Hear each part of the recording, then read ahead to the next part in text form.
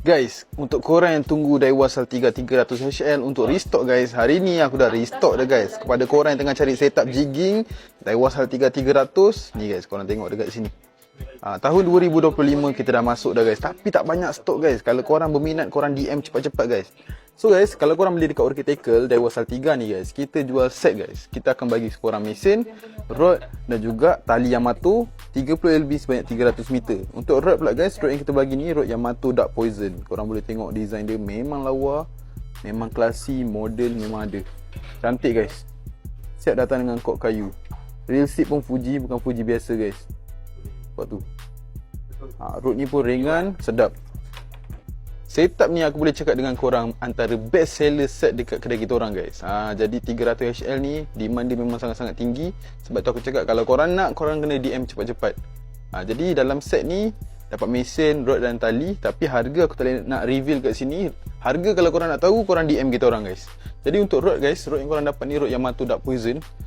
Rod ni memang best. Action depan dia lembut guys, korang tengok. Depan dia memang lembut, tapi belakang dia memang keras. Belakang dia ni boleh support batu berat, ikan besar pun tak ada masalah. Nanti aku payung sikit guys, video hujung tarik kerapu ataupun amberjack 10 kilo. Jadi untuk rod ni memang perfect sangat guys untuk korang yang nak main slow jig, nak main jigging biasa.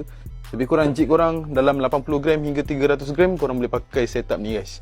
Jadi untuk tali pula, tali Yamato ni kita akan bagi saiz 30 LB sebanyak 300 meter. Tali Yamato ni tak payah nak bagi tahu pun, orang dah tahu dah guys. Tali Yamato memang kuat.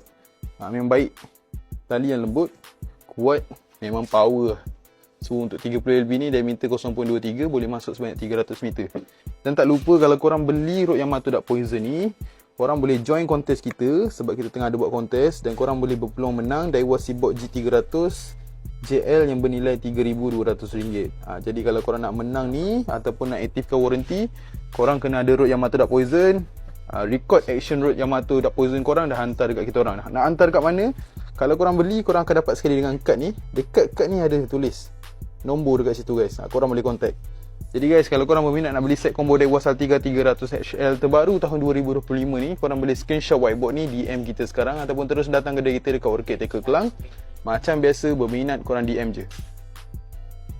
Action rod kali ni guys, action rod Yamato Dark Poison dengan tali Yamato 30 LB berjaya landingkan ikan amberjack seberat 10 kilo. Korang layan guys. Okey, radio. Apa ikan tu, Ma? Oh, amberjack. Sama dengan tadi. Sini bos.